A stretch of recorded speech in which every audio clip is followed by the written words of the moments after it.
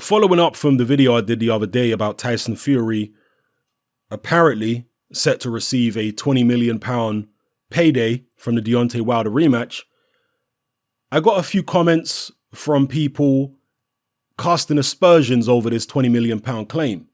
People saying that Jeff Powell, the individual who I believe writes for the Mail, Daily Mail, who were reporting this story about Tyson Fury set to receive a £20 million payday, they're saying that Jeff Powell is very close to Frank Warren and has been for decades.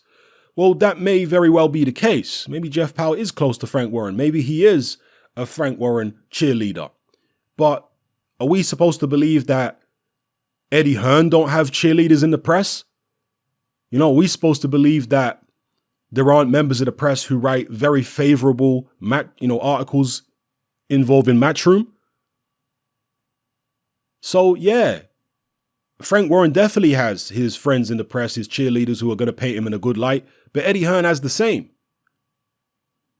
At this point, you would have to imagine that Eddie Hearn might have more friends in the press than Frank Warren has, particularly the younger members of the press.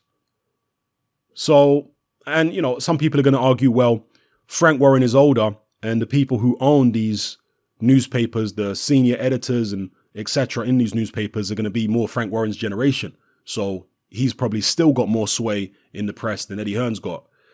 I mean, we can go back and forth on that debate.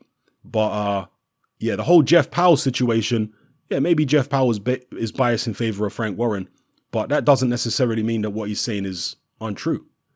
That doesn't necessarily mean that Tyson Fury is not going to get a £20 million payday. We'll have to just wait and see what happens in the fight, what the pay-per-view numbers are like, etc. Personally, I hope he does get a £20 million payday. I've said countless times on this channel that I want to see these fighters get paid as much as possible because, they are warriors. They get in the ring, risk their lives to provide entertainment.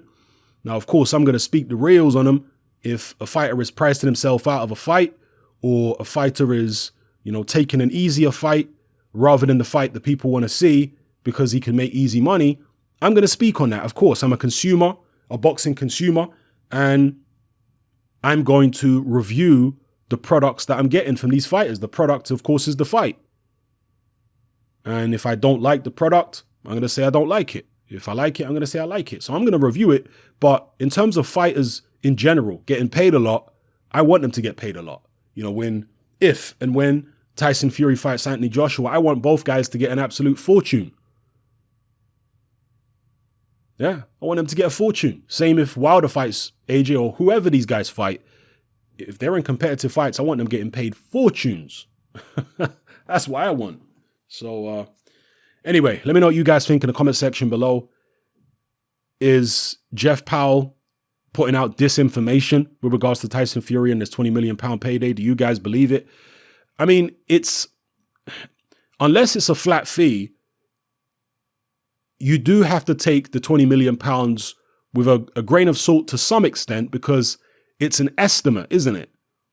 If that's not a flat fee, then I'm going to guess that Tyson Fury's baseline purse might be, I don't know, £7 million, £5 million, and they're expecting the pay-per-view to boost it up to 20 million. Maybe these people in the analytics department of Showtime or whichever network this fight is going to be on. I'm assuming it's Showtime. Maybe it'll end up on Fox. I don't know.